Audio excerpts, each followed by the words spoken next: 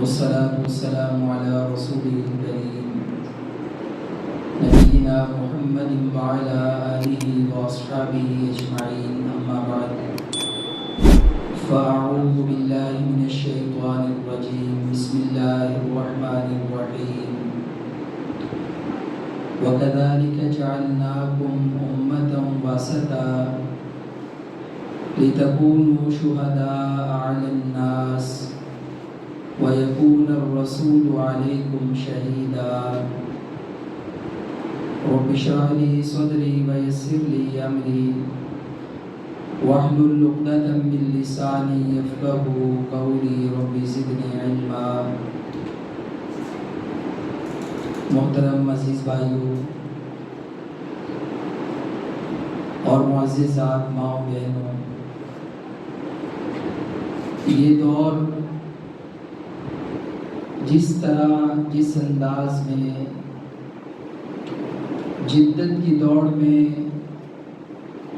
گزری ہوئی صدیوں سے بہت آگے ہے اور چیلنجز اور فتنے بڑھتے جا رہے ہیں،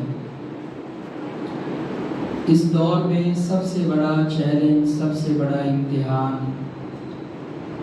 وہ اپنے ایمان کو بچانا ہے اور اسے اسی راہ پہ رکھنا ہے کہ جس راستے پر نبی پاک علیہ السلام اور آپ کے صحابہ تھے۔ کہیں ہمارے سامنے اللہ تعالیٰ کی ذات کا انکار، الحاد کا فتنہ ہے، کہیں اللہ تعالیٰ کے ساتھ شریک ٹھہرانے میں شرک کا فتنہ ہے، کہیں نبی پاک علیہ السلام کی نبوت کے حوالے سے عقیدہ ختم نبوت کو درپیش چیلنجز ہیں۔ لیکن انہی فتنوں آزمائشوں کے ساتھ ساتھ ہمارا جو ایمان، ہمارے جو عقائد، ہمارے جو نظریات کہ جن کا تعلق نبی پاک علیہ السلام کے صحابہ کے ساتھ ہے، اس نظریات کو بھی بچانے کا اور اسے صحابہ اور نبی کریم علیہ السلام ان کی تعلیمات کے مطابق رکھنے کا ایک بہت بڑا چیلنج ہے کہ ہم اس حوالے سے بھی اپنے ایمان کو آزمائشوں سے اور فتنوں سے بچا لیں۔ اس بات میں کوئی شک نہیں کہ جب ہم قرآن مجید کا مطالعہ کرتے ہیں تو ہمیں ایک بات بڑی عجیب نظر آئی اور اس پر ہم سوچنے پہ مجبور ہوئے۔ وہ بات یہ ہے کہ پہلے جتنے بھی انبیاء آئے ہیں ان پہ کتابیں اللہ تعالیٰ نے اتاری ہیں، ان کی کتابیں اور ان کی شریعت نہ تو کامل ہے نہ قیامت تک رہنے والی تھی، لیکن اللہ تعالیٰ نے اس کو چلانے کے لیے، آگے پھیلانے کے لیے جب تک اس کا دورہ ہے، اللہ تعالیٰ نے کبھی اس زمانے میں ہی اس نبی کے ساتھ دیگر انبیاء کو بھیجا ہے۔ جیسے حضرت ابراہیم علیہ السلام کے زمانے میں آپ کے بھتیجے لوط علیہ السلام ہیں، آپ فلسطین اور حجاز میں اللہ تعالیٰ کے گھر آباد کیے ہوئے ہیں، اور حضرت لوط آج کی عمان کی بستی میں اللہ تعالیٰ کی شریعت، اس کی توحید، حضرت ابراہیم علیہ السلام کی جو رسالت ہے، جو دین ان پہ آیا ہے، اس کی دعوت و تبلیغ میں مصروف ہیں۔ کبھی حضرت موسیٰ علیہ السلام ہیں تو اللہ تعالیٰ نے ان کے ساتھ ہی ان کے بازو، ان کی تائید و نصرت کے لیے حضرت ہارون علیہ السلام کو مبعوث فرمایا ہے، وہ بھی اللہ کے نبی ہیں، اللہ کے رسول ہیں۔ کبھی ان کی زندگی میں ایک ایک نبی آئے، کبھی دو دو تین تین ایک ساتھ آئے ہیں، اور ان کے دنیا سے جانے کے بعد حضرت موسیٰ علیہ السلام کا دین تورات کتاب ہے، احکام موسوی شریعت اسے آگے چلانے کے لیے اللہ تعالیٰ نے انبیاء کا ہی انتخاب کیا ہے۔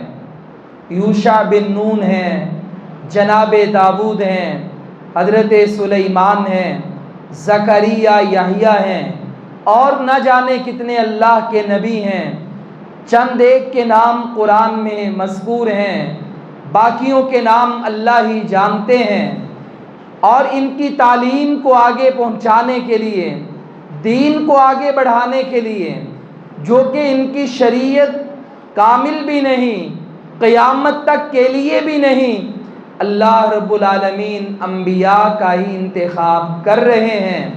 جب باری آئی ہمارے نبی علیہ الصلاۃ والتسلیم کی، جن کی شریعت بھی کامل ہے، آخری نبی ہیں، جن کے آنے سے نبوت کی عمارت مکمل ہو چکی ہے، انبیاء کا سلسلہ رک گیا ہے، آخری کتاب نازل ہو گئی، دین بھی مکمل ہے، قیامت تک کے لیے رسالت ہے، لیکن اللہ نے اس کو قیامت تک چلانا ہے، بڑھانا ہے، پھیلانا ہے، باطل ادیان پہ غالب کرنا ہے۔ لیکن اللہ رب العالمین نے نبوت کے باب کو بھی بند کر دیا ہے۔ اب پہلے کی طرح دین آگے پہنچانے کے لیے کوئی نبی اور رسول نہیں آئے گا۔ اب یہ عجیب بات ہے کہ نہیں؟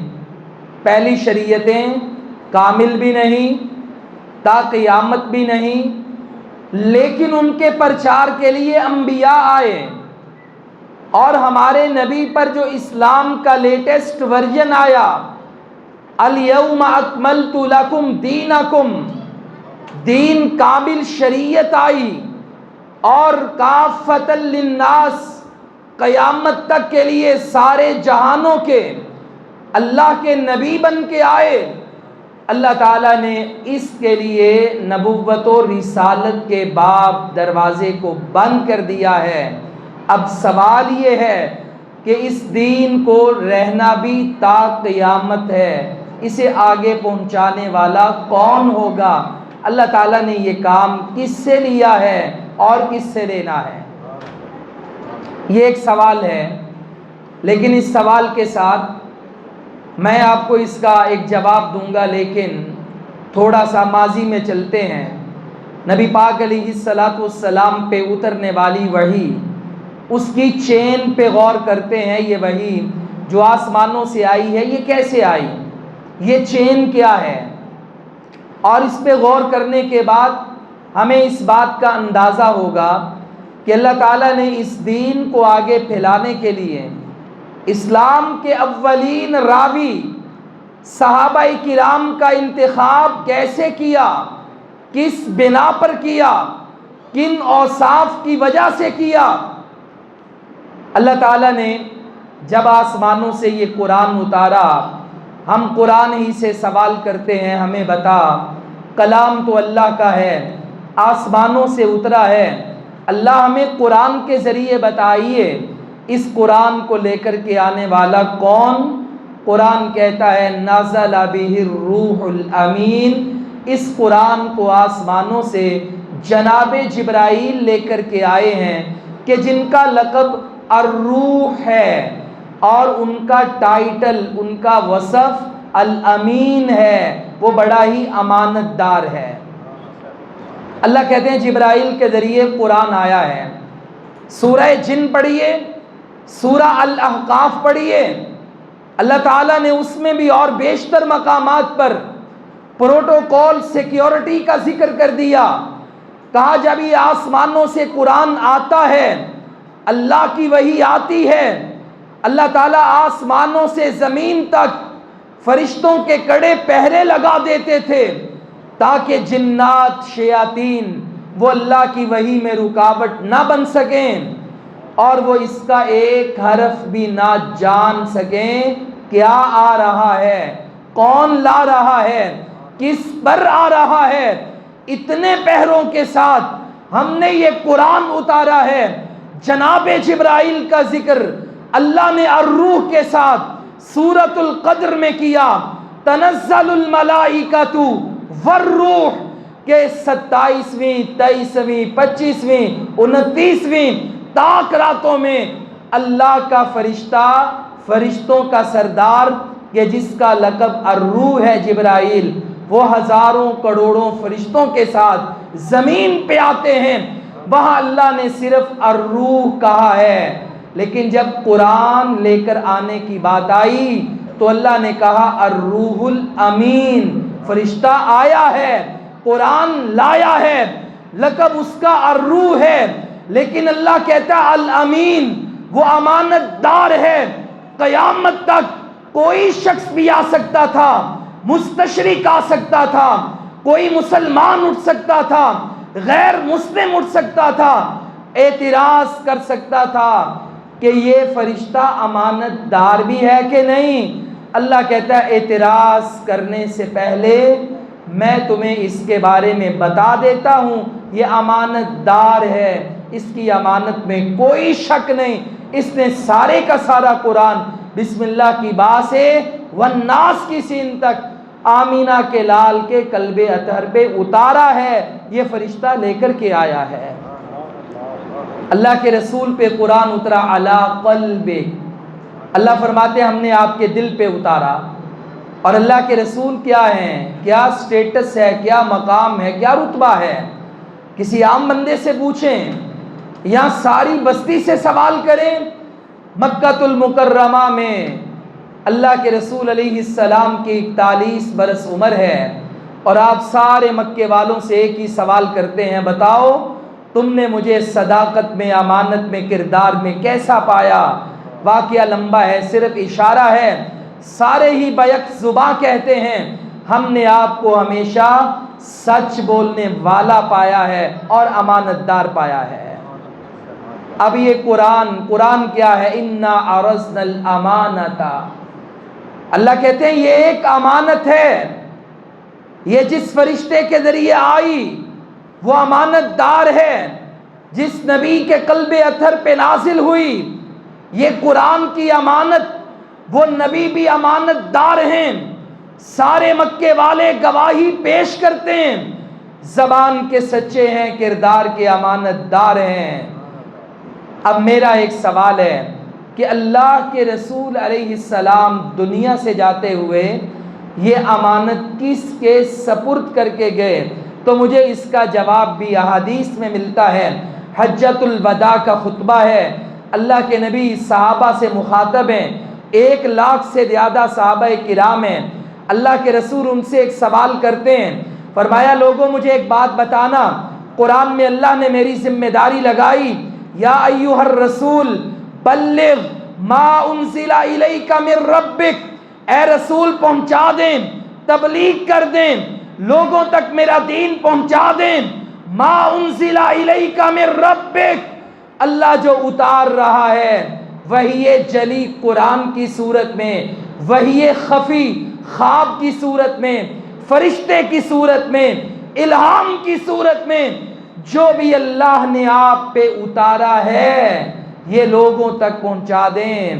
لوگوں مجھے بتاؤ 23 سال ہو گئے میں نے اللہ کا دین تم تک پہنچا دیا. حل بلغتکم، کیا اللہ نے جو میری ذمہ داری لگائی، مشن رسالت مجھے دیا، حل بلغتکم، کیا میں نے تم تک پہنچایا؟ 1 لاکھ صحابہ کہتے ہیں اللہ کے رسول آپ نے صرف دین پہنچایا ہی نہیں بلکہ پہنچانے کا حق ادا کر دیا ہے. اللہ کے رسول علیہ السلام آسمانوں کی طرف اپنی نگاہ اٹھاتے ہیں اور اللہ سے کہتے ہیں اللہم اشہد، 3 بار کہا اللہ گواہ ہو جا. یہ 1 لاکھ سے زیادہ صحابہ کی گواہی، اللہ تو بھی اس بات پہ گواہ ہو جا. 3 بار کہا اور اب ذمہ داری لگائی، فرمایا فَلْيُبَلِّغِ الشَّاهِدُ الْغَائِبُ. آج میرے جتنے صحابہ ہیں، میری کل آنے والی امت جو آج موجود نہیں، جو کل آئے گی، اس کے بعد آئے گی، اس کے بعد آئے گی، قیامت تک سلسلہ چلے گا. میں ذمہ داری لگاتا ہوں اب نبی بھی کوئی نہیں آئے گا، رسول بھی کوئی نہیں آئے گا، نبوت اور رسالت کے باب بھی اللہ نے ختم نبوت کے ساتھ بند کر دیے ہیں۔ اب میرے صحابہ تمہاری ذمہ داری ہے کل آنے والے لوگوں تک میرا دین پہنچانا، یہ تمہاری ذمہ داری ہے۔ فَلْيُبَلِّغْ الشَّاهِدُ الْغَائِبُ، جتنے موجود ہیں کل آنے والوں کو میرا دین پہنچا دینا۔ اب مجھے ایک سوال بتاؤ، اس کا جواب دو۔ سوال یہ ہے، اللہ تعالیٰ امانت جب اس کو قرآن کو نازل کرتا ہے، جس فرشتے کو قرآن دیتا ہے، اللہ کہتا ہے وہ امانت دار ہے۔ جس نبی کے قلب اطہر پہ قرآن اترتا ہے، سارا زمانہ کہتا ہے یہ امانت دار ہیں۔ مجھے بتاؤ کیا اللہ کے رسول یہ امانت کسی غیر امانت دار خائن بندے کو دے سکتے تھے؟ یہ سوال بھی پیدا ہو سکتا ہے، جواب آتا ہے نہیں۔ یہ جو چین چلی آ رہی ہے امانت داروں کی چین ہے، جیسے جبرائیل امانت دار، آمینہ کے لال امانت دار، اسی طرح اس امت کا عقیدہ ہے، اہل السنہ کا عقیدہ ہے، مسلمانوں کا عقیدہ ہے کہ پیغمبر کے تمام صحابہ بھی امانت دار ہیں۔ یہ دین اللہ کے نبی نے جن کے سپرد کیا ہے انہیں صحابہ کرام کہتے ہیں، اور سارے صحابہ امانت دار ہیں۔ نہ اس کی امانت میں شک، نہ کسی صحابی کی دیانت میں شک، نہ کسی صحابی کی صداقت میں شک، اور یہ امانت کی گواہی تو روز قیامت بھی دی جائے گی۔ اللہ تعالیٰ سارے نبیوں سے خطاب کر کے فرمائیں گے، جناب نوح علیہ السلام سے لے کر حضرت عیسیٰ علیہ السلام تک مجھے بتائیے کیا اللہ کا دین پہنچا کے آئے ہو؟ سارے کہیں گے کیوں نہیں اللہ، ہم تیرا دین، تیری دعوت، توحید کی دعوت جو مشن رسالت ہے پہنچا کے آئے۔ لیکن اللہ کہے گا گواہی بھی تو دو، کوئی گواہ بھی ساتھ لائے ہو؟ سارے نبیوں کی امتیں، چونکہ 70 مسلمان، 80 مسلمان، 10 مسلمان، کہیں ایک مسلمان، کسی نبی کے ساتھ ایک بھی مسلمان نہیں، اور یہ اپنی امتوں کے، اپنے نبیوں کے خلاف کھڑے ہو جائیں گے، کہیں گے ہمیں دین نہیں پہنچایا، ہم ان کی تکذیب کرتے ہیں۔ اللہ تعالیٰ کہیں گے کوئی ہے جو جناب آدم سے عیسیٰ تک سارے نبیوں کی گواہی پیش کریں؟ اللہ کے رسول کی امت کھڑی ہو جائے گی، ہم کھڑے ہوں گے، اور ہم اب اس نبی کی امت میں اولین جماعت صحابہ کی جماعت کھڑی ہوگی۔ اللہ قرآن میں کہتے ہیں دوسرے پارے میں، وَكَذَلِكَ جَعَلْنَاكُمْ أُمَّةً وَسَطًا، ہم نے تمہیں بہترین امت بنایا، ہم نے تمہیں درمیان والی امت بنایا، ہم نے تمہیں معتدل امت بنایا، نہ تم میں یہ انتہا نہ تم میں وہ انتہا، تم درمیان کے اعتدال کے راستے پہ چلنے والے۔ لِتَكُونُوا شُهَدَاءَ عَلَى النَّاسِ، تاکہ قیامت والے دن تم ان لوگوں کے خلاف گواہی دو اور نبیوں کے حق میں کھڑے ہو جاؤ۔ وَيَكُونَ الرَّسُولُ عَلَيْكُمْ شَهِيدًا، تمہارا نبی بھی تمہارے بارے میں گواہی پیش کرے گا۔ یہ سارے صحابہ اور پیچھے ہم نبی کی امت کھڑی ہو کر کہے گی اللہ یہ لوگ جھوٹ بولتے ہیں، ہم نے ان نبیوں کا زمانہ تو نہیں پایا مگر تیرا قرآن پایا ہے، قرآن میں ہم نبیوں کے قصص پڑھ کے آئے ہیں۔ اللہ ان نبیوں نے رسالت کا، دعوت کا حق ادا کیا، اور اس گواہی کی بنیاد پہ اللہ تعالیٰ ان نبیوں کو عزتیں عطا فرمائے گا، سرخرو فرمائے گا، اور جتنے بھی اس امت میں جھوٹے، کافر، تکذیب کرنے والے ہوں گے ان پہ اللہ تعالیٰ فرد جرم عائد کر کے ان کی گواہی پر انہیں جہنم واصل کرے گا، ان کافروں کو جو نبیوں کی تکذیب کرنے والے ہیں۔ اب میرا سوال ہے، کیا دنیا میں گواہی کسی جھوٹے کی لی جاتی ہے؟ کسی خائن کی گواہی قبول کی جاتی ہے؟ گواہی تو اس کی لی جاتی ہے جو سچا ہو، امانت دار ہو۔ اور جن لوگوں کی گواہی قیامت والے دن 1,00,000 سے زیادہ انبیاء کے حق میں لی جائے گی، نہ ان کی امانت میں شک ہے نہ صداقت میں شک، تو اسی لیے ہمیں کہنا پڑے گا کہ پیغمبر کے سارے صحابہ عادل ہیں، امانت دار ہیں، صادق ہیں۔ تابعی پہ جرا ہو سکتی ہے، تبع تابعی پہ جرا ہو سکتی ہے، آئمہ پہ جرا ہو سکتی ہے، محدثین پہ جرا ہو سکتی ہے، سلسلہ وہاں سے چلتا چلتا آج کے علماء پہ جرا ہو سکتی ہے، آج کے قراء پہ جرا ہو سکتی ہے، لیکن اگر جرا نہیں ہو سکتی، کردار پہ انگلی نہیں اٹھا سکتی، اٹھائی جا سکتی، وہ پیغمبر کے صحابہ ہیں۔ یہ امت کا متفق عقیدہ ہے، الصحابۃ کلہم عدول۔ نبی کا صحابی ابو بکر ہو، عمر ہو، عثمان ہو، علی المرتضیٰ ہو، عشرہ مبشرہ ہو، بدر احد والے ہوں، فتح مکہ سے پہلے یا بعد والے ہوں، اہل بیت ہوں، نبی کے سارے صحابہ عادل ہیں، جنتی ہیں۔ کلم وعد اللہ الحسنی، اللہ نے سب سے ہی جنت کا وعدہ کر لیا ہے۔ اس کے بعد دوسرا نکتہ، وہ ان کے بارے میں ہمارا نظریہ ہے کہ ان کے ایمان کی گواہی اللہ نے دے دی اور سرٹیفائیڈ کر دیا یہ جنتی ہیں۔ ایمان کی گواہی اللہ نے دی، اور یہ جو ایمان ہوتا ہے نا، اس کا تعلق دل کے ساتھ ہوتا ہے۔ آپ بتا سکتے ہیں اسلام کے کتنے ارکان ہیں؟ کتنے ارکان ہیں بھائی؟ 5 ارکان ہیں اسلام کے۔ کیا؟ زبان سے کلمہ پڑھنا، توحید و رسالت کی گواہی، نماز پڑھنا، زکوٰۃ دینا، حج کرنا، رمضان کے روزے رکھنا۔ اب یہ 5 چیزوں کا تعلق ظاہر کے ساتھ ہے۔ کلمہ پڑھتے ہیں، سب سنتے ہیں، نماز پڑھتے ہیں، سب کو دکھتا ہے، زکوٰۃ دیتے ہیں، معلوم ہے، حج کرتے ہیں، کرنے جاتے ہیں، معلوم ہے، رمضان کے روزے رکھے، سحری افطاری روزہ رکھ رہے ہیں، کھول رہے ہیں، سب جانتے ہیں۔ اسلام کہتے ہیں ظاہری عمل، اعمال، اور ایمان کہتے ہیں کہ جس کا تعلق دل کے ساتھ ہے۔ اسلام کے 5 رکن ہیں اور ایمان کے 6 رکن ہیں۔ یاد ہو گیا بھائی؟ اسلام کے کتنے رکن ہیں اور ایمان کے؟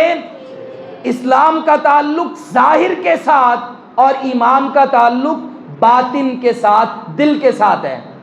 6 رکن کیا ہیں؟ اللہ پر، نبیوں پر، آسمانی کتابوں پر، فرشتوں پر، آخرت کے دن پر، اور تقدیر پر ایمان لانا۔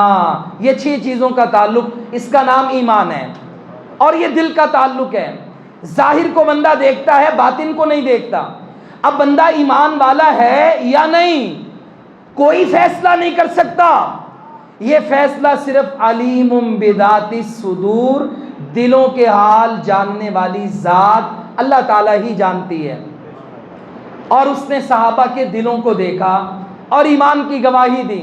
قرآن بھرا ہوا ہے، لیکن صرف ایک آیت پیش کر کے آگے بڑھتا ہوں۔ اللہ تعالیٰ نے صلح حدیبیہ کے موقع پر، حدیبیہ کے مقام پر صلح ہونے سے پہلے جب حضرت عثمان کے قتل کی افواہیں پھیل گئیں، تو اللہ کے رسول علیہ السلام نے کہا کہ ہم تو عثمان کے قصاص کا بدلہ لیے بغیر واپس نہیں پلٹیں گے، اور اس پر، اس موت پر بیعت ہوگی کہ سارے مر جائیں گے، یا پھر عثمان کا مکے والوں سے بدلہ لے کر پھر واپس جائیں گے۔ اب یہ صحابہ کہتے ہیں بایعنا رسول اللہ صلی اللہ علیہ وسلم علی الموت، ہم نے اللہ کے نبی سے موت کی بیعت کی تھی کہ مر جائیں گے، واپس نہیں پلٹیں گے۔ اور یہاں پر ایک سوال ہے کہ دیکھو بھائی، سوچنے کی بات ہے اس نقطے پر کہ ایک نبی کے صحابی جابر کہتے ہیں، سوال کیا گیا بتاؤ صلح حدیبیہ کے موقع پر جب نبی کے ہاتھ پر صحابہ آ رہے تھے، 10 ہاتھ ایک ایک وقت میں پلٹ رہے ہیں، آ رہے ہیں، بیعت کر رہے ہیں، تمہاری تعداد کتنی تھی؟ کہا ہم 1400 تھے یا اس سے زیادہ تھے. 1400 صحابہ میں ایک بندے کا قتل ہوا ہے. ایک بندے کا قتل، وہ بھی بعد میں فیک ثابت ہوا، غلط افواہ تھی، پھیلائی گئی. لیکن ایک بندے کے قتل پر نبی اور نبی کی کل امت تڑپ جاتی ہے. کہتے ہیں بدلہ لیے بغیر واپس نہیں پلٹیں گے. آج غزہ میں 58,000 قتل ہو گئے، 1,00,000 سے زیادہ زخمی ہیں، مگر اس امت کی غیرت بھی مردہ ہے اور اس کا ضمیر بھی مردہ ہے. یہ جاگنے کا نام ہی نہیں لیتا. یہ 60,000 شہیدوں نے پورا مغرب جگا دیا ہے. مغرب جن کا کوئی دین نہیں، کوئی ایمان نہیں، فری فری پیلسٹائن، بڑے بڑے مارچ ہو رہے ہیں، بڑی بڑی یونیورسٹیوں میں ڈگریاں قربان کر رہے ہیں، پیلسٹائن فلسطین کے پرچم لہرا رہے ہیں. 58,000. باقی شہادتیں افغانستان میں، کشمیر میں، برما میں، ماضی قریب میں کیا ہے کیا نہیں اس کی بات نہیں کرتے. 58,000 شہید ہیں، 1,00,000 سے زیادہ زخمی ہیں، 18,00,000 جو زندہ ہیں وہ بھوک پیاس سے مر رہے ہیں. مگر اس امت کا بشمول پاکستان ضمیر مردہ ہے، سویا ہوا ہے. یہ اسرائیل کا مقابلہ کرنے کے لیے جاگتا نہیں ہے. سوشل میڈیا کے ذریعے دل دہلا دینے والی ویڈیوز ہمارے سامنے آتی ہیں، مگر آؤ تمہیں حدیبیہ کے مقام پہ لے کر چلوں. وہاں ایک جان کا مسئلہ تھا، ایک مسلمان کی حرمت کا مسئلہ تھا، ایک مسلمان کے خون کا مسئلہ تھا. 100 نہیں، 1,000 نہیں، ایک کے قصاص کا مسئلہ تھا. تو ساری امت جو 1400 کی تعداد میں تھی وہ کافروں سے قصاص لینے کے لیے جمع ہو گئی. اللہ کے رسول ہم بیعت کرنے کو تیار ہیں. عبداللہ بن عمر رضی اللہ تعالیٰ عنہما فرماتے ہیں میں بازار میں کوئی چیز لینے آیا، چونکہ عارضی طور پہ سارے خیمے لگا کر بیٹھے تھے، جانا تو عمرہ کرنے تھا، روک دیا یہاں پر. کہتے ہیں میں سامان لینے کے لیے آیا، میں نے جب درخت کے نیچے منظر دیکھا کہ صحابہ آ رہے ہیں، بیعت کر کے جا رہے ہیں، میرے والد عمر فاروق کو پتہ نہیں تھا. میں فوراً خیمے میں گیا، میں نے جا کر بتایا کہ عثمان کے قتل کی افواہیں ہیں، اللہ کے نبی سے بیعت ہو رہی ہے. میرے والد نے بھی چادر سیدھی کی اور جلدی سے دوڑتے ہوئے آئے. میں نے بھی اپنے والد کے ساتھ اللہ کے نبی کے ہاتھ پہ ہاتھ رکھ کر آپ کے ساتھ موت کی بیعت کی، موت کی، کہ ہم عثمان کا بدلہ لیے بغیر واپس نہیں جائیں گے. حضرت عثمان تو ہے نہیں یہاں پر، انہی کے مسئلے پر ہی یہ بیعت ہو رہی ہے. اور اللہ کے رسول نے اپنا دوسرا ہاتھ اوپر رکھا، کہا ایک میرا اور ایک ہاتھ میرے عثمان کا رضی اللہ تعالیٰ عنہ. جب یہ بیعت ہو گئی تو اللہ تعالیٰ کو قصاص لینے کا عمل، ایک مسلمان کی عزت حرمت کے لیے سب کا بیدار ہو جانا، تڑپ جانا اور اپنے نبی کی آواز پہ لبیک کہنا اتنا پسند آیا، میرے اللہ نے قرآن بنا کر اعلان کر دیا. چونکہ انعام دینا ہے اللہ نے، انعام کوئی دنیا کا نہیں بلکہ ایسا انعام جس سے دنیا بھی سمر گئی، آخرت بھی سمر گئی. فرمایا لقد رضی اللہ عن المؤمنین اذ یبایعونک تحت الشجرہ. آسمانوں پہ رب یہ منظر دیکھ رہا تھا، اللہ اتنا خوش ہوا مسلمانوں کا جذبہ دیکھ کر، ایک مسلمان کے قتل کے قصاص کے لیے، اس کی عزت و حرمت کے لیے جذبہ دیکھ کر اللہ ان مومنوں سے راضی ہو گیا، اب کبھی بھی ان سے ناراض نہیں ہوگا. یہ کون سے مومن ہیں؟ یبایعونک تحت الشجرہ، جو درخت کے نیچے اللہ کے نبی آپ سے بیعت کر رہے تھے. اللہ تجھے تو معلوم تھا تو علیم بذات الصدور ہے، تو عالم الغیب ہے، تجھے پتا تھا کہ اللہ کے نبی کے جانے کے بعد 15-20 سالوں کے بعد یا اس سے تھوڑا سا آگے بڑھ کر یہود و نصارہ کی سازشیں ہوں گی، میدانوں میں جنگ ہار جائیں گے. لڑنے کے قابل نہیں رہیں گے۔ فارس کی ریاست امپائر ٹکڑے ٹکڑے ہو کر مسلمانوں کے اسلام کے پرچم کے نیچے ہوگی۔ کیسر روم مٹ جائے گا۔ مشرق میں، مغرب میں، یمن میں، عراق میں، شام میں، لبنان میں، ایران میں، ہر جگہ پر اسلام کا پرچم لہرائے گا، اور یہ بیٹھ کر ریکٹ بچھائیں گے، سازشیں کریں گے، مسلمانوں کو آپس میں لڑائیں گے۔ کہیں جنگ جمل ہوگی، کہیں جنگ صفین ہوگی، کبھی حضرت علی ہیں مقابل میں ماں عائشہ، کبھی جناب علی ہیں مقابل میں معاویہ رضی اللہ عنہم۔ اللہ یہ مشاجرات تو جانتا ہے جو ابھی آنے والے وقت میں ہوں گے، لیکن اللہ کہتا ہے ساتھ ہی آیت میں فَعَلِمَ مَا فِي قُلُوبِهِمْ، یہ جو دلوں کی بات ہے اللہ جانتا ہے، ایمان کی گواہی اللہ دیتا ہے، کیونکہ دلوں کے راز اللہ جانتا ہے۔ ان میں مشاجرات ہو جائیں گے، انہیں بھی اللہ آزما لے گا، لیکن اس کے باوجود اللہ کہتا ہے لَقَدْ رَضِيَ اللَّهُ عَنِ الْمُؤْمِنِينَ، اللہ پھر بھی ان سے راضی ہو گیا۔ اللہ تعالیٰ نے انہیں جنت کے ٹکٹ عطا کر دیے۔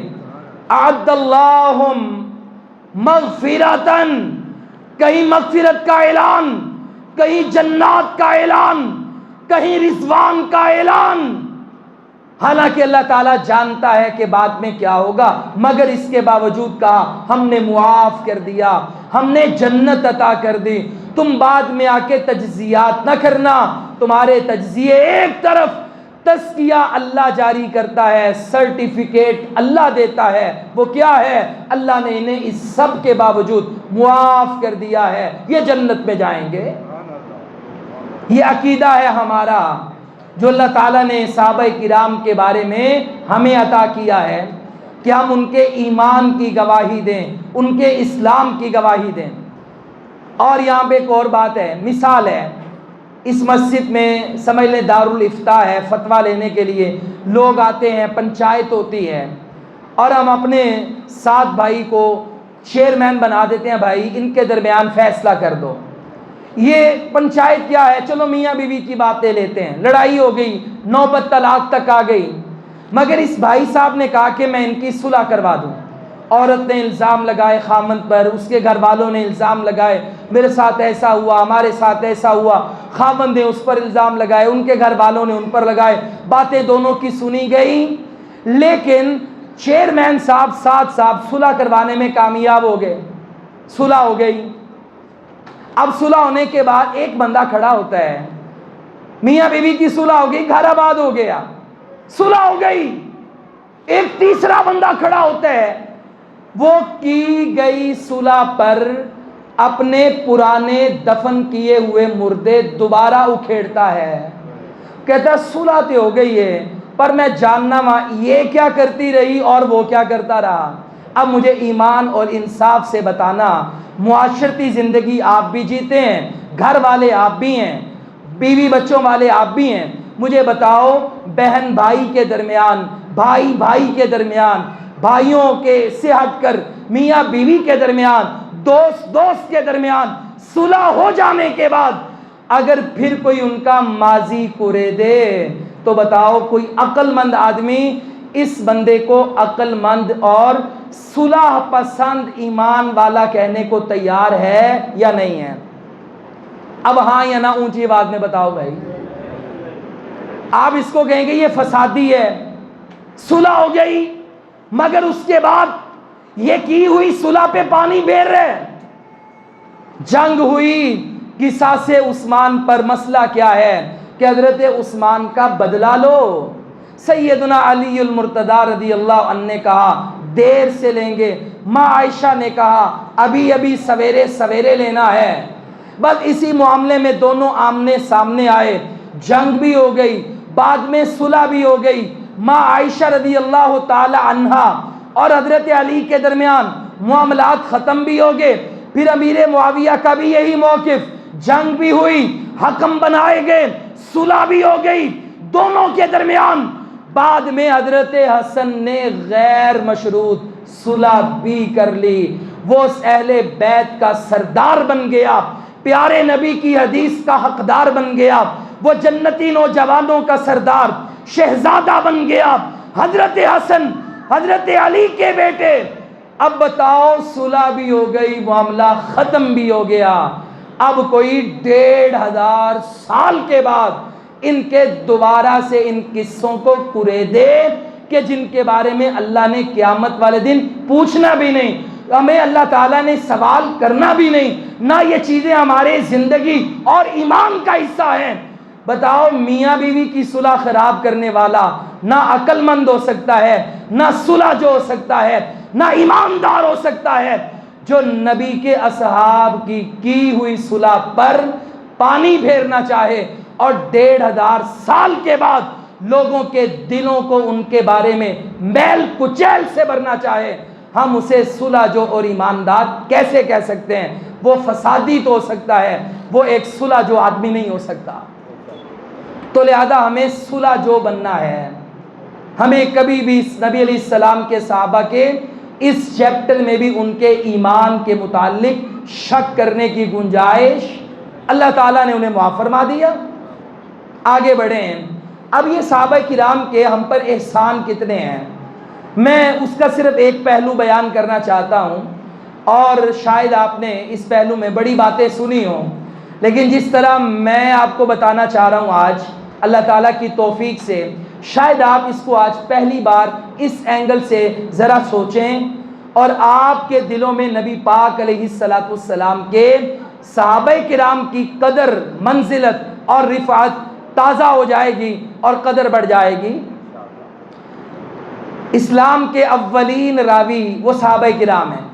نماز ہم نے کیسے پڑھنی ہے، زکوٰۃ کیسے دینی ہے، حج کیسے کرنا ہے، جہاد کیسے کرنا ہے، جیسے اللہ کے رسول نے کیا، سارا دین ویسے کا ویسا، مگر آپ کو دیکھنے والے کون، گواہ کون، روایت کرنے والے کون؟ وہ اللہ کے نبی کے صحابہ کرام نے اسلام کو اتنی امانت سے، دیانت سے روایت کیا کہ صرف حدیثیں بیان نہیں کی، اللہ کے رسول کا عمل بیان نہیں کیا، بلکہ نبی پاک علیہ السلام کی جو کیفیات تھی انہیں بھی حدیثوں میں بیان کر دیا۔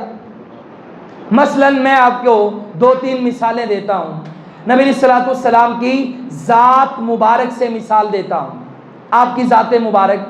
ایک حدیث آتی ہے، حضرت انس رضی اللہ تعالیٰ عنہ اس کے راوی ہیں، بیان کرتے ہیں، بخاری شریف میں موجود ہے، نبی علیہ السلام نے غزوہ موتا میں رومیوں سے مقابلے کے لیے ایک لشکر روانہ کیا، 3000 کا لشکر، اور اس کے 3 امیر بنا دیے۔ آپ نے کہا اس لشکر کے امیر میرے منہ بولے بیٹے زید بن حارثہ ہیں، اگر یہ شہید ہو جائیں پھر میرے چچا کے بیٹے جعفر طیار ہیں، جب وہ شہید ہو جائیں پھر عبداللہ بن رواحہ ہیں۔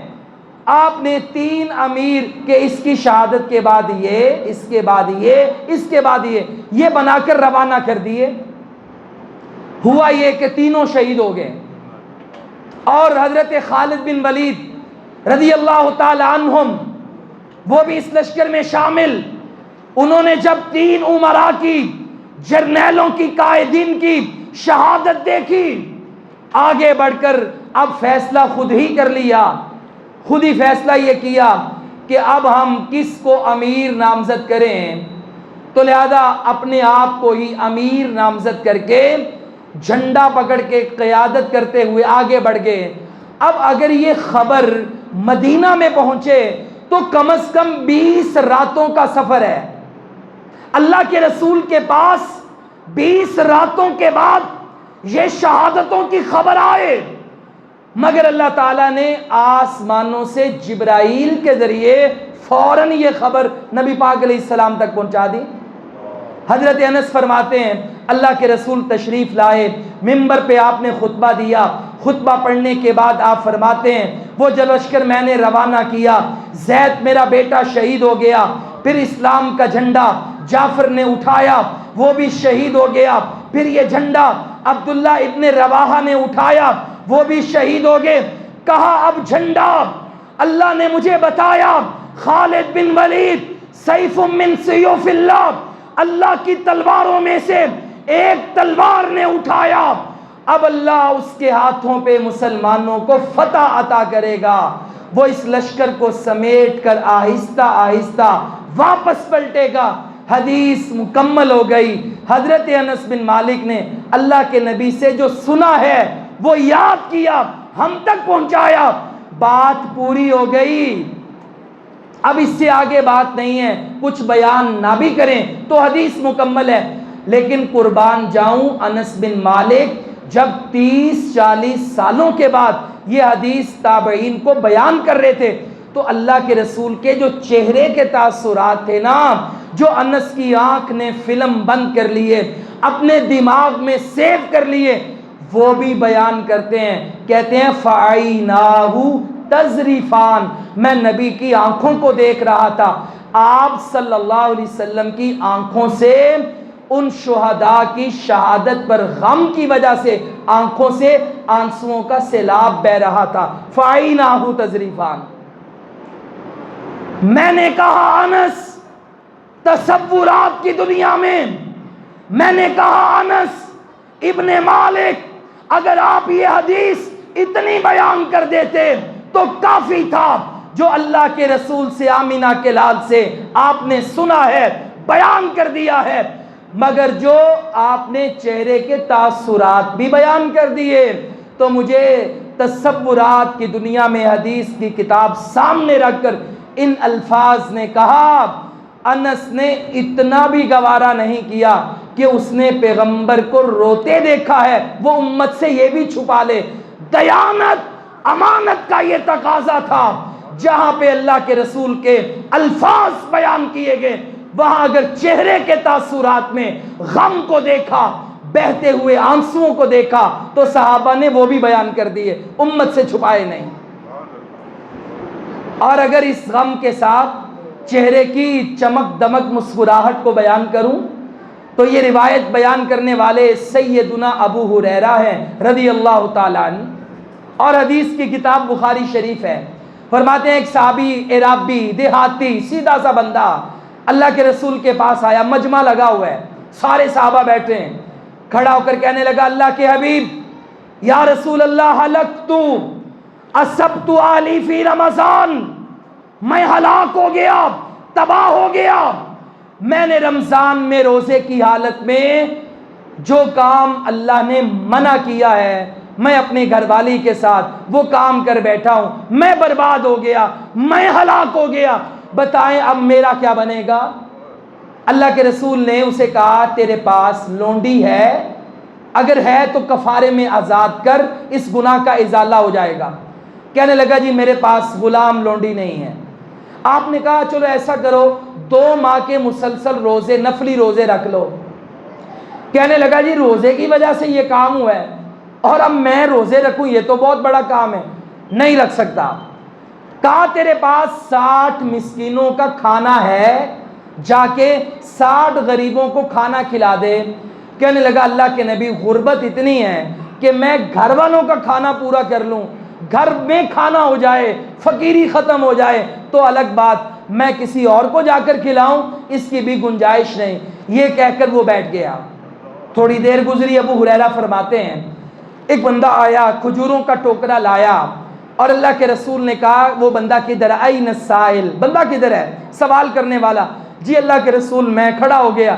فرمایا جاؤ یہ ٹوکرا لے جاؤ کھجوروں کا اور جا کر اپنی بستی میں تقسیم کر دو، یہ تمہارا صدقہ کفارہ بن جائے گا، اللہ تمہارا یہ گناہ معاف فرما دے گا۔ 60 مسکینوں کو کھانا کھلا دو، یہ ٹوکرا تقسیم کر دو۔ اب کہنے لگا حضرت اے اللہ کے رسول میری یہ وادی میں بستی میں محلے میں میرے سے زیادہ غریب ہی کوئی نہیں، تو میں نے باہر کیا تقسیم کرنا ہے؟ اجازت دے دیں میں اپنے آپ پہ ہی صدقہ کر لوں۔ اللہ کے رسول نے فرمایا جاؤ گھر میں جا کر کھا لو، کفارہ بھی ہو جائے گا، تمہیں کافی بھی ہو جائے گا۔ لیکن اس کی اس بات پر اللہ کے رسول مسکرائے۔ اب صحابہ کرام کی امانت، صحابہ کرام کی دیانت، ابو ہریرہ کہتے ہیں فَضَحِكَ النَّبِيُّ صلی اللہ علیہ وسلم اللہ کے رسول اللہ کے نبی مسکرائے، کتنا مسکرائے۔ ابو ہریرہ، کیا یہ مسکراہٹ تبسم تھی جو صرف رخساروں تک تھی، ہونٹوں تک تھی؟ کہا نہیں، حتی بدت نواجذہ، اتنا مسکرائے کہ آپ کا منہ کھلا، دانت نظر آئے، صرف سامنے کے نہیں بلکہ آپ کی داڑھیں نظر آنے لگیں۔ اللہ کے نبی اتنا مسکرائے۔ اب حدیث پوری تھی، ابو ہریرہ اتنا بیان کر دیتے، نبی علیہ السلام نے کہا جاؤ صدقہ کر دو، بات ختم، کفارہ معلوم ہو گیا۔ ابو ہریرہ فیس ایکسپریشنز نہ بھی بیان کرتے تو حدیث مکمل تھی، لیکن میں نبی کے صحابہ کی دیانت پر، امانت پر، ان کی محنت پر، دین ہم تک پہنچانے میں ان کی کس قدر باریک بینی کے ساتھ اللہ کے رسول کی ایک ایک بات اور ایک ایک ادا نوٹ کرنے پر قربان جاؤں۔ میرے ماں باپ صحابہ پر اور اللہ کے نبی پہ قربان ہو جائیں۔ انہوں نے مسکراتے دیکھا اتنی باریک بینی کے ساتھ کہ داڑھیں مبارک نظر آ رہی ہیں، آپ اتنا کھلکھلا کے مسکرائے تو صحابی نے وہ بھی امت کو بتا دیا، اتنا بھی نہ چھپایا۔ کہیں حضرت عائشہ رضی اللہ تعالی عنہا، وہ بخاری شریف میں تیسری حدیث ہے کہ جس میں آپ پہ اترنے والی پہلی وحی کا ذکر ہے، کہتی ہیں نبی علیہ الصلوۃ والسلام پہ وحی کی جو سب سے مشکل کیفیت تھی وہ کیا ہوتی تھی کہ آپ پہ وحی آتی اور جیسے لوہا بجتا ہے نا، ٹن ٹن ایک گھنٹی کی آواز آتی ہے، اس طرح کی کیفیت آپ پر ہوتی تھی۔ اور کہا اتنا بوجھ ہوتا تھا اس وحی کا، ایک کیفیت کا، کہ اللہ کے رسول کو سردیوں میں بھی وحی جب ختم ہوتی تو شدید پسینہ آ جاتا۔ اب حدیث پوری ہے لیکن ماں عائشہ پہ قربان جائیں، وہ کہتی ہیں انہوں نے جو اللہ کے رسول پہ وحی آنے کی کیفیت دیکھی بیان کر دی۔ کہا وَإِنَّ جَبِينَهُ لَا يَتَفَصَّدُ عَرَقًا، میں نے دیکھا لا يتفصد، عربی میں کہتے ہیں رگ کا کٹ جانا، یہ جو رگیں ہوتی ہیں نا، خون کی نس ہوتی ہے، اگر یہ کٹ جائے نا تو مسلسل خون بہتا ہے، رکنے کا نام نہیں لیتا۔ کہا میں نے دیکھا میرے مصطفیٰ کریم کی جبین پر، پیشانی پر پسینہ ایسے بہتا تھا جیسے رگوں سے خون بہتا ہے، اس طرح موسلا دھار پانی کی طرح پسینہ بہتا تھا۔ اب حدیث پوری ہے لیکن ماں عائشہ نے جو کیفیت دیکھی، یہ امانت اور دیانت کا اعلیٰ معیار ہے کہ مصطفیٰ کریم علیہ السلام کی مسکراہٹ کو دیکھا، غم کو دیکھا، آنکھوں میں جھلکتے برستے آنسوؤں کو دیکھا، آپ علیہ السلام کے چہرے کے تاثرات کو دیکھا، بیان کر دیا۔ بھائیو، ایک نہیں دو نہیں، سینکڑوں ہزاروں احادیث میں نبی پاک علیہ السلام کی یہ چیزیں روایات میں آپ کو ملیں گی۔ یہ صحابہ کرام کی جب باتیں پڑھتے ہیں تو ہمارے دلوں میں قدر پیدا ہوتی ہے۔ اتنی امانت سے، اتنی دیانت سے، اتنی صداقت سے صحابہ کرام نے دین کوٹ کر کے، محفوظ کر کے، قلم بند کر کے ہمارے تک پہنچایا ہے۔ 1500 سال کے بعد بھی آج ویسے کا ویسا دین موجود ہے۔ صرف ذاتی کیفیات نہیں، آخر میں بات مکمل کرتے ہوئے آپ کی سواری کی کیفیات بھی بیان کر دیں۔ سواری کی کیفیت مثلا بخاری شریف ہی سے میں آپ کو ایک حوالہ دیتا ہوں، حوالے بڑے ہیں۔ عبداللہ بن عمر رضی اللہ تعالیٰ عنہ بیان کرتے ہیں کہ فتح مکہ کے موقع پر میں نے نبی پاک علیہ السلام کو دیکھا، آپ مکہ کی وادی میں اتر رہے ہیں، آپ اونٹنی پہ سوار ہیں اور اس اونٹنی کا نام ہے قصوا، قاف صاد واو الف اور حمزہ، قصوا۔ کہا نبی علیہ السلام کے پیچھے بیٹھے ہوئے تھے اسامہ بن زید، اور سواری اڑ گئی، رک گئی، بیٹھ گئی، صحابہ نے اسے اٹھایا، قصوا نہیں چل رہی۔ کسی نے کہا قصوا اڑ گئی، قصوا اڑ گئی، یہ تو نہیں چلے گی۔ تو اللہ کے رسول نے کہا نانا، قصوا کی تو عادت ہی نہیں میری اونٹنی کی، یہ اڑ جائے، نبی اس کو چلائے اور یہ رک جائے، یہ تو مصطفیٰ کی سواری کی صفت ہی نہیں ہے۔ اللہ نے انسان تابع کر دی ہیں، یہ حیوان بھی نبی کے تابع ہیں صلی اللہ علیہ وسلم۔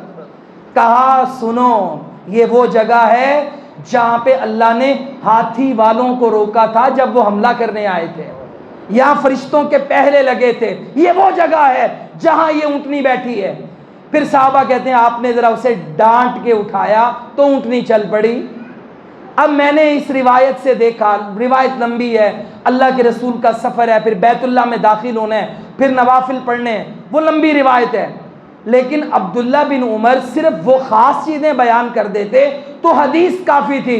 لیکن عبداللہ بن عمر نے جب مصطفیٰ کی سواری کو دیکھا، اس کا نام کسوہ ہے، امت سے نہیں چھپایا، پیچھے بیٹھے اسامہ بن زید کو دیکھا کہ وہ پیچھے سوار ہے، فقہی مسئلہ ہمیں بتایا کہ جب تم موٹر سائیکل پہ بیٹھو، سائیکل پہ بیٹھو، کار پہ بیٹھو، گھوڑے پہ بیٹھو، اونٹ پہ بیٹھو، پیچھے سوار بٹھا سکتے ہو۔